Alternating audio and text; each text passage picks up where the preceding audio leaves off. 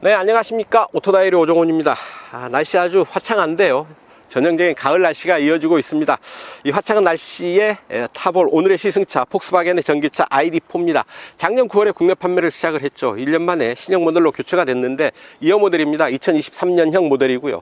큰 변화가 있는 것은 아니지만 배터리 효율을 좀 개선을 해서 연비를 기존의 킬로와트아워당 4.7에서 4.9km로 개선했죠. 그리고 일회 충전 주행 가는 거리도 405km에서 421km로 16km가 더 늘어났습니다. 뒷차축에 모터가 들어가 있는 싱글 모터로 구동을 하게 됩니다.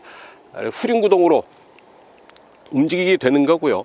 폭스바겐의 전기차 플랫폼 MEB 플랫폼을 적용을 해서 84kW 리튬이온 배터리가 들어가죠. 최고 출력 204마력의 힘을 내는데요. 일상생활 속에서 알차게 사용할 수 있는 그런 힘이 되지 않을까 싶습니다.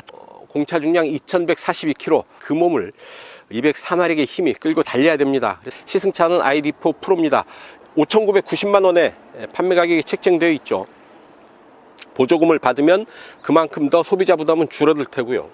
네, 1년 만에 다시 만나보는 폭스바겐 ID4 프로, 과연 어떤 느낌일죠? 여러분들 좋아요, 구독하기 눌러주시면 저는 출발합니다. 함께 하시죠.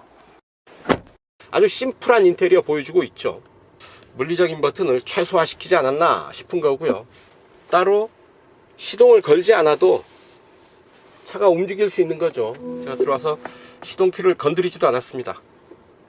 근데 기어를 놓고 브레이크를 띄니까 이렇게 차가 움직입니다. 엉덩이가 스위치가 되는 거죠. 운전석에 사람이 앉았구나, 그럼 시동을 걸어야지 차가 알아서 시동을 걸어주는 거고요. 운전자는 앉은 상태에서 바로 기어 조작해서 움직이면 됩니다. 시동 버튼 이쪽에 여기 들어와 있습니다.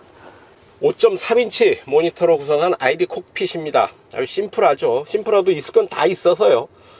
스티어링 오른쪽에 있는 뷰 버튼을 이렇게 오른쪽으로 쓸어 넘기면, 또 왼쪽으로 쓸어 넘기면 이런 정보들을 보게 됩니다. 이렇게 화면을 3분할해서 정보를 보면 제일 좋지 않을까 싶습니다. 스티어링 휠 왼편에는 IQ 드라이브, 그러니까 주행 보조 시스템 작동시키는 버튼들 들어와 있고요. 여기에 모드 버튼을 쓰면 어댑티브 크루즈 컨트롤과 속도 제한계, 그리고 트래블 어시스트까지 이제 선택을 할 수가 있게 되는 거고요. 차간거리는 하나, 둘, 셋, 네 단계로 적용 가능합니다. 스티어링 오른편에 오디오 볼륨 버튼, 트랙 버튼, 계기판, 뷰 버튼, 유선 연결을 통해서 안드로이드 오토와 연결할 수가 있습니다. 안드로이드 오토 하면 이렇게 내비게이션을 볼 수가 있는 거고, 음성 명령을 여기 있는 버튼을 통해서 교대역, 경로를 찾는 중입니다. 안드로이드 오토와 음성 명령 버튼이 연동한다 라는 얘기입니다. 전화, 라디오, 미디어, 차량 출발부터 리셋부터 충전부터 트립 정보가 나오죠. 그리고 컴포트 라이트, 웰컴 라이트, 이런 기능들 설정해서 사용할 수가 있고요. 주행 전조등, 다이나믹 라이트 어시스트, 코너링 라이트 들어와 있고요. 원터치 트립 턴 시그널. 폭스바겐은 이 부분, 이런 라이트의 기능을 전체적으로 IQ 라이트 기능으로 묶어서 설명을 하고 있죠. 루프, 파노라믹 글래스 루프 적용하고 있죠. 이 부분 쓱 쓸면 뒤에서 덮개가 이렇게 들어옵니다. 이렇게 뒤로 쓱 밀면 뒤로 가고요. 그리고 이 부분은 실내등 이렇게 가볍게 터치해서 끌 수가 있죠. 손이 가까이 가면 이 활성화되는 버튼들이 있죠. 이런 인터랙티브 반응도 만나게 되고요. 음향, 모두 6개의 스피커와 하나의 서브우퍼가 적용되어 있습니다. 오디오 기능들 이렇게 조절할 수가 있겠습니다. 앰비언트 라이트 설정을 할 수가 있고요. 인디비듀얼, 운전자가 설정을 할 수가 있는데, 색상, 이렇게 이런 색상들 중에서 설정할 수가 있는 거죠. 밝기도 가능하고요. 충전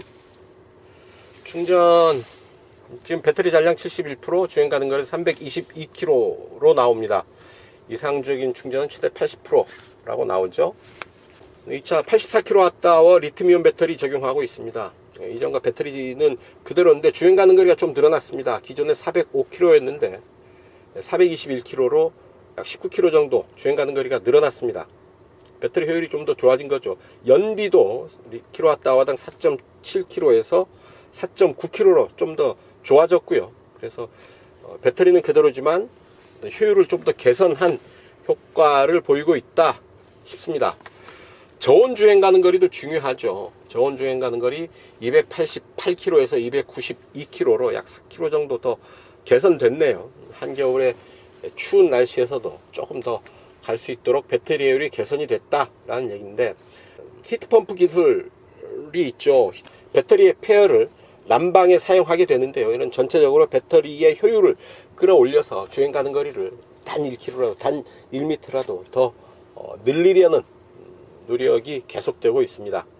그래서 충전은 최대 135kW까지 대응을 하죠. 급속 충전일 경우에 135kW, 그리고 저속일 경우에는 11kW까지 대응을 합니다. 초고속 충전은 안 된다는 얘기고요. 급속 충전으로 최대 135kW까지 대응하는데, 급속 충전을 할 때 최적의 상황에서 5%에서 80%까지 충전하는데 약 35분 정도 걸린다고 합니다. 35분, 36분 걸리는데요. 달리다가 배터리가 잔량이 5%까지 떨어졌다 그러면 고속도로 휴게소 어디 급속 충전소에 가서 물려놓고 커피 한 잔 하고 화장실 갔다 오면 뭐 30분 정도 소요가 되겠죠. 그러면 그 사이에 80%까지 배터리는 충전이 되어 있겠다 라는 얘기입니다. 완속 충전 12kW 기준으로 0에서 100% 충전하는데 7시간 30분 걸립니다. 동력 공조 설정 보조 시스템, 자, 어댑티브 크루즈 컨트롤 들어와 있고요. 프론트 어시스트,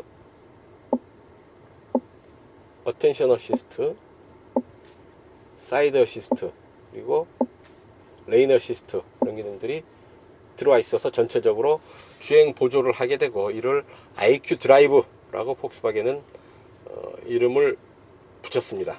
아주 똑똑하고 지능적인 그런 주행 보조 시스템이다 라고 보면 되겠습니다. 어댑티브 크루즈 컨트롤, 레인 어시스트, 사이드 어시스트, 어텐션 어시스트, 프론트 이머전시 어시스트 등이 있고요.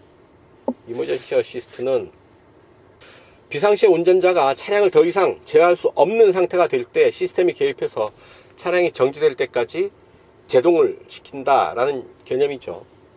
이를테면 차가 한번 빵 사고가 나서 운전자가 의식을 잃었어요. 그러면 운전자가 차를 컨트롤할 수가 없게 되죠. 그러면 시스템이 개입을 해서 차가 정지할 때까지 제동을 하게 해준다. 2차 사고를 방지해주는 그런 기능입니다. 여기서 쓸어내리면 오디오, 오토홀드, 여기에 또 뭐 기능을 넣을 수가 있겠죠. 여기에 뭐 환기 넣고 앰비언트 넣고 해서 자주 쓰는 기능들은 이 위에서 쓸어내려서 바로바로 이용을 하면 되겠습니다. 이제 공조 장치들을 보면 이 부분에 열선 시트 들어와 있죠. 바로 여기 이 부분 눌러서 하면 좋겠는데 이거 누르고 다시 여기로 와야 되네요. 2번 눌러야 됩니다. 어쨌든 이렇게 클래식 공조, 이렇게 기존에 우리가 쓰던 방식으로 이렇게 풍량, 풍향, 에어컨 작동 여부 뒤에도 적용을 할 수가 있겠네요. 스마트 공조가 있습니다. 뒷포구 기능, 앞창에 서리가 낄 때 발보온, 손보온, 발냉방, 외기공급, 급속냉방, 이렇게 필요한 기능을 선택을 하면 차에서 시스템이 그에 맞는 조치를 취해주는 거죠. 그 에어케어 기능이 있습니다. 필터링을 강화해 주는 거네요. 에어케어 클리마트로닉, 차량 실내로 들어온 미세먼지, 꽃가루 등을 잘 걸러준다 라는 얘기입니다. 이렇게 카메라 활성화 시킬 수가 있네요.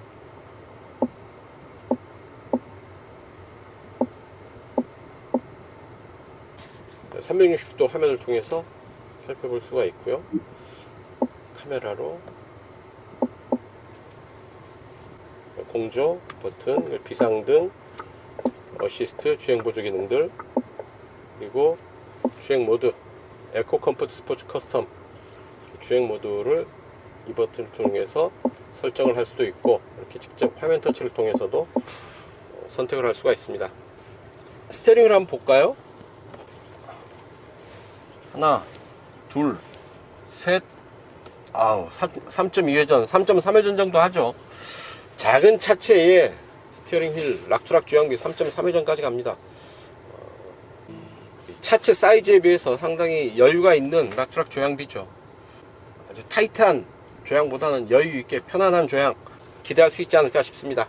자, 운전석 이 정도 살펴보고요. 잠깐 뒤로 가서 뒷좌석 보고 가겠습니다. 뒤로 가시죠. 네, 뒷좌석입니다. 제가 앉았던 그대로 운전석 두고 뒤로 앉았습니다. 무릎 앞으로 주먹 2개 꽉 차는 공간 남아있죠. 머리 위로 주먹 하나, 손바닥은 여유있게 이렇게 드나들 수 있는 머리 윗 공간 확보하고 있습니다. 이 정도면 차급에 비해서 충분하다, 여유있는 공간이다 싶은 거죠. 차체 길이가 4585mm, 휠 베이스가 2765mm가 됩니다. 전기차 전용 플랫폼을 사용을 해서 사이즈 대비 넓은 실내 공간 확보할 수 있지 않았나 싶고요. 특히 바닥은 완전히 플랫합니다. 평평한 바닥이어서 가운데 자리도 그렇게 불편하지 않은 좌석이 된다라는 얘기죠. 암레스트 내리면 2개의 컵홀더 만나게 되고요.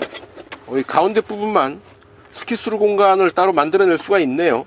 이 시트는 이렇게 6대4 비율로 접을 수가 있습니다. 트렁크는 기본 543리터, 그리고 최대한 확장하면 1575리터까지 확장이 가능합니다. 앞좌석 센터 콘솔 뒤로 뒷좌석을 위한 송풍구 들어와 있고요. C타입 USB 포트 2개가 준비되어 있어서 이동 중에 디지털 기기 충전을 하는데 사용할 수가 있지 않을까 싶습니다. 차창 완전히 수납이 됩니다. 걸리면 다시 내려오죠. 네, 실내 뒷좌석 이 정도 살펴보시죠. 이제 달려보셔야죠. 좋아요, 구독하기 눌러주시면 저는 자유로로 갑니다. 함께 하시죠. 쭉 가속을 해서 자유로 본선에 합류했습니다. 오늘도 평화로운 자유로, 외계온도 18.5도, 날씨 많이 서늘해졌죠? 딱 1년 만에 ID4 다시 만나봅니다. 큰 변화는 없습니다. 다만 약간의 성능 개선, 그리고 상품성 개선 정도가 있는데요. 일단 1회 충전 주행 가는 거리가 길어졌습니다. 405km에서 421km로 늘어났는데요. 경쟁력을 좀 더 높였다라고 볼 수가 있겠죠. 조용합니다. 노면에서 올라오는 약간의 소음, 진동 전달이 되는데 노면 상태가 그렇게 썩 좋지는 않죠. 지금 그 구간을 지나서 노면 상태가 좋은 곳으로 접어들면 실내는 아주 조용합니다. 정숙하고요. 이렇다 할 소리가 들리지가 않습니다. 엔진이 없어서 그렇죠. 배터리와 모터로 구동하는 전기자동차의 특징, 무엇보다도 소음과 진동이 강하다, 조용하다, 안 흔들린다 라는 얘기인데요. 조용해서 때로는 안 좋을 때도 있습니다. 조용하니까 조그마한 소리도 일단 소리가 발생하면 더 크게 들린다 라는 얘기죠. 옆에서 달리는 차 소리도 제법 안으로 전달이 되죠. 어떤 그 조용함의 역설이라고 볼 수가 있겠습니다. 조용해서 잡음이 더 크게 들릴 수 있다라는 얘기죠. 전기차 배터리가 차체 바닥에 깔려 있어서 무게중심을 딱 잡아주는 효과, 밑에서 이렇게 잡아 당겨주는 그런 효과를 보게 됩니다. 그래서 차가 아무래도 덜 흔들리게 되죠. 무게중심이 낮아서 발생하는 아주 긍정적인 효과일 텐데요. 그래서 전기자동차는 다른 내연기관 자동차들보다 한 차원 더 높은 주행 안정감을 보여주게 됩니다. 전기차 전용 플랫폼인 MEB 플랫폼을 기반으로 만든 차여서 전기차의 장점을 극적으로 잘 살려내고 있습니다. 82kWh 리튬이온 배터리 사용하고 있고요. 최고 출력 150kW, 마력으로 환산하면 204마력의 힘을 냅니다. 일상생활 속에서 사용할 수 있는 전기자동차로서 딱 좋은 힘 아닌가 싶습니다. 뒷바퀴에만, 뒷차축에만 모터가 들어가 있는 싱글 모터로 파워트레인을 구성을 하고 있죠. 다만 좀 무겁습니다. 배터리 무게가 있기 때문에 무거울 수밖에 없는데 이 차의 공차 중량 2142kg, 마력당 무게 계산해보면 10kg를 넘어가니까요, 힘과 무게의 밸런스도 아주 좋은 편은 아니다 싶습니다. 트래블 어시스트를 세팅을 했습니다. 어댑티브 크루즈 컨트롤과 차선 이탈 방지 장치를 같이 작동을 하게 되는데요, 이렇게 왼쪽으로 돌아 나가는 길 편안하게 움직이고 있죠. 앞차와의 차간거리도 정확하게 유지를 하고 있고, 오른쪽으로 돌아 나가는데 조향에 부드럽게 개입하면서 아주 자연스럽게 조정을 해주고 있습니다. 주행할 때 주행 모드는 에코, 컴포트, 스포츠, 커스텀 4개 모드가 있고요. 하나 더 드라이브와 B 모드가 있습니다. B는 브레이크 모드라고 얘기를 할 수가 있겠죠. D 모드를 작동하게 되면 회생제동 시스템이 완전히 풀려서 어떻게든 구름 저항을 줄여서 멀리 움직일 수 있도록 하게 되는 거고요. B 모드를 하게 되면 강한 회생제동이 걸리게 됩니다. 마치 브레이크를 잡은 것과 같은 반응이 나타나게 되는데요, 이런 회생제동 시스템 B 모드는 내리막길에서 아주 적극적으로 사용하게 되면 효과가 큰데요, 디젤 엔진이나 가솔린 엔진 차에서는 연료통이 한번 비면 연료를 주입하기 전에는 연료통이 다시 채워지는 법이 없습니다. 하지만 전기차는 다릅니다. 회생제동 시스템을 통해서 배터리 잔량이 더 늘어나게 됩니다. 전기차는 이 배터리를 잘 다루면 생각보다 훨씬 더 멀리 갈 수 있는 상황이 있다라는 얘기죠. 그 반대의 경우도 있으니까 무조건 생각보다 더 멀리 갈 수 있다라고 단정적으로 생각해서는 안 됩니다. 오히려 오르막길을 만나게 되면 에너지 소모는 더 빨리 이루어지죠. 오르막 1km를 가는데 주행 가는 거리는 5km, 10km씩 줄어들기도 합니다. 상황에 따라서 전기차를 잘 다뤄줘야 된다라는 말씀이고요. 잠깐 스포츠 모드에 놓고 달려보죠. 툭툭 스포츠 모드 벌써 차가 타이트해지죠. 긴장한 그런 긴장감이 생깁니다. 자체 반응도 좀 더 빠릿빠릿해지고요. 가속 페달을 끝까지 밟으면 킥다운 버튼 느껴집니다. 자, 속도를 천천히 높여가고 있는데요, 속도가 높아지니까 다른 소리는 안 들리고 바람 소리, 차체를 스치는 바람 소리만 점점 커지죠. 공기저항계수 0.28이고요 그래도 SUV 스타일의 보디를 가지고 0.3 미만으로 공기저항계수를 만들었다라는 것, 에어로다이나믹 디자인의 효과를 제대로 보고 있지 않나 싶습니다. 앞에 235-50R20, 뒤에 25-45R20 사이즈의 타이어 적용하고 있습니다. 구동력이 걸리는 후륜에 좀 더 큰 타이어 적용하고 있고요. 최고속도는 시속 160km에 제한되어 있어서요, 마구 밟아도 시속 160km를 넘어설 수는 없겠다라는 얘기고, 일상생활 속에서 그 정도 속도면 충분하다, 그 정도도 과분하다라고 볼 수 있지 않을까 싶습니다. 실제로 우리가 자동차를 타고 국도에서 고속도로에서 달릴 수 있는 최고속도 시속 110km에 불과하니까요, 전기차 전용 플랫폼을 사용해서 실내 공간이 상당히 넓은데, 그래서 패밀리카로 이 차를 사용할 수도 있겠다 싶고요. 패밀리카로 사용한다면 그렇게 강한 주행 성능보다는 편안한 어떤 그 주행 안정감이 좀 더 필요하겠죠. 계속 소음과 진동을 안고 달리는 엔진차에 비해서 전기자동차는 소음과 진동이 없죠. 떨림이 없기 때문에, 소리가 또 없기 때문에 탑승객들의 피로도가 현저히 줄어든다라는 얘기죠. 쭉 가속을 하고요, 잠깐 제동해 봅니다. 시속 100에서 100이고요 뒤에 차가 없죠. 하나 둘 셋, 오, 쭉 강한 제동 걸어 보는데요, 프로액티브 패신저 프로텍션이 개입됐다라는 거죠. 안전띠가 몸을 잡아주고요. 탑승객을 좀 더 적극적으로 보호해주는 그런 기능들이 작동하게 됩니다. 안전에도 그만큼 적극적인 배려를 하고 있다라는 얘기일 테고요. 자, 이제 속도를 쭉 끌어올려서 코너링 잠깐 도전해 봅니다. 앞에 맥퍼슨 스트럿, 뒤에 멀티링크 서스펜션 적용하고 있고요. 20인치 타이어, 전기차, 배터리가 밑으로 깔린 전기차의 특성, 후륜 구동이고요. 이게 SUV 스타일이어서 다소 높은 차체 등이 고속 코너링에서 어떤 성능을 보여줄지 쭉쭉 속도를 올렸고요. 제동, 턴 좀 빠르게 들어왔습니다. 쭉 코너를 이어가면서 좀 강하게 몰아붙이면서 코너를 돌아 나왔습니다.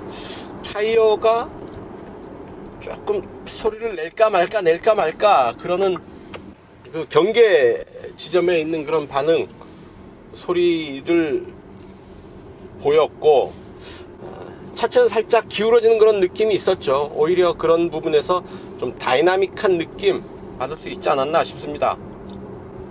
하지만 빠른 속도였지만 운전자가 충분히 이 차를 컨트롤할 수 있겠다라는 생각이 들었고, 그 상태에서 좀 더 가속을 할 수 있었다는 것, 그만큼 차체는 안정된 자세를 유지하고 있었다라는 반증이 아닐까 싶습니다. 여전히 ID4 매력적인 전기차입니다. 일상생활 속에서 편하게 탈 수 있는 전기자동차로서 이 정도면 충분하다 싶습니다. 그래서 이 차의 판매 가격 얼마냐? ID4 프로와 프로 라이트가 있는데요. 시승차는 ID4 프로입니다. 판매 가격이 5,990만원이고요. 프로 라이트는 5,690만원입니다. 이전보다 가격이 조금 올랐죠. 보조금은 줄어들고 소비자 부담은 작년보다는 조금 더 늘어나지 않았나 싶습니다. 정부와 지자체의 보조금을 받게 되면 4천만원대 초반, 4천만원대에서 이 차 구입할 수 있지 않을까 싶습니다. 그 정도면 매력 있는 가격이 되지 않을까 싶고요.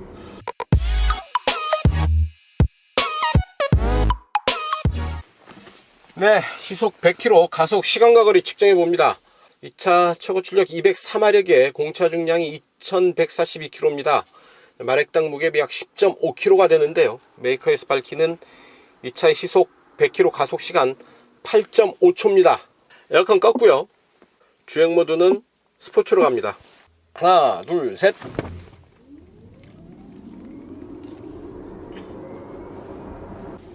차근차근 힘을 끌어 모아서 가속을 이어가는 그런 정도의 반응입니다. 고성능 차는 아니다. 실생활 속에서 사용하기 좋은 실속형 전기차다라는 걸 확인할 수가 있지 않았나 싶습니다.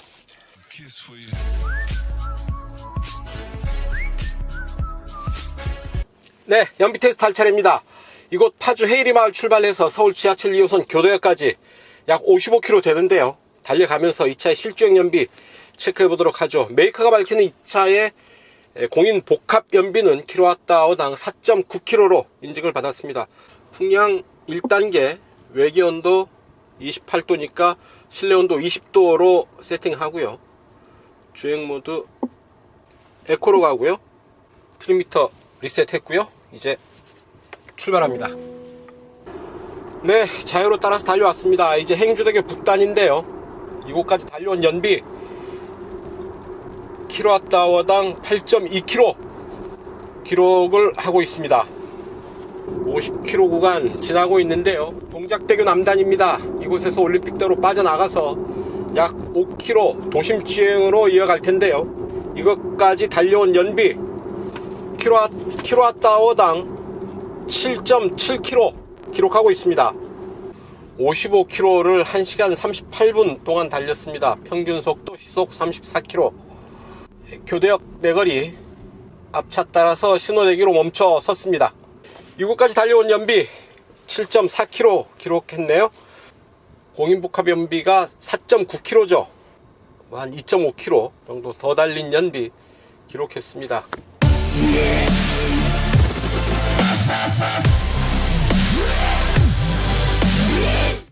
네, 단도직입입니다. 2차 폭스바겐 ID4 타면서 느꼈던 사소한 불편함, 아쉬움 몇 가지 말씀을 드릴 텐데요. 이미 작년에 제가 지적했던 내용인데요. 패들 시프트가 일단 없죠.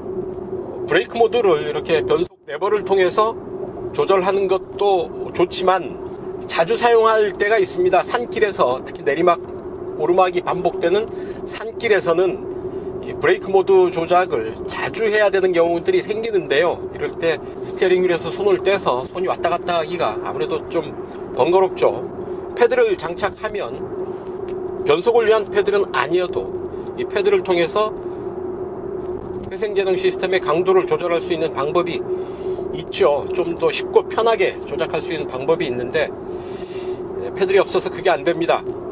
브레이크 모드와 회생제동 시스템을 조절할 수 있는 패들은 있었으면 좋겠습니다.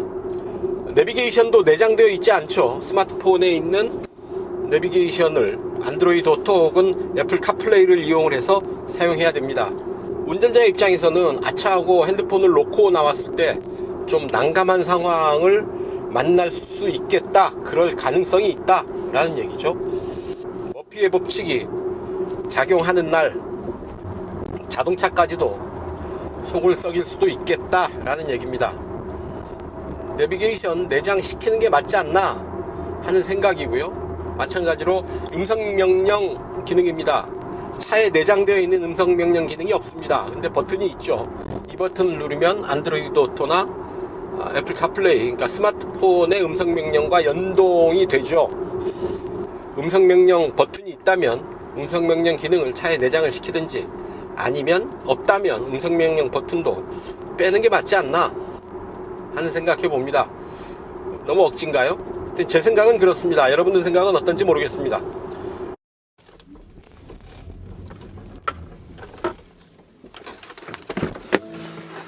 네, 지금까지 폭스바겐 ID4 시승을 해봤습니다. 실생활 속에서 사용할 수 있는 아주 알찬 전기차다 싶습니다. 전기차 전용 플랫폼 사용을 해서 차체 사이즈 대비 실내 공간을 아주 넓게 확보하고 있습니다. 거기에 여러가지 안전 및 편의 장비들을 알차게 차곡차곡 적용하고 있어서 좀 더 편하게 안전하게 사용할 수 있는 전기차의 면모를 잘 갖추고 있습니다. 게다가 1년 전에 처음 나왔던 모델에 비해서 배터리 효율을 좀 더 개선을 했죠. 그래서 주행 가는 거리, 연비를 개선을 해서 좀 더 실생활 속에서 알차게 사용할 수 있는 면모 확보하지 않았나 싶습니다. 421km까지 주행 가능하다고 인증을 받았는데, 오늘처럼 아주 화창한 날씨에는 뭐 500km까지 욕심을 내봐도 충분히 대응하지 않을까 하는 높은 배터리 효율을 만나볼 수가 있고요. 물론 겨울철 주행 가는 거리도 좀 더 늘렸습니다. 연비도 좀 더 개선이 됐고요. kWh당 4.7에서 4.9km로 더 멀리 갈 수 있죠. 그래서 전체적으로 경쟁력을 높인 그런 면모를 잘 만나볼 수 있지 않을까 싶습니다.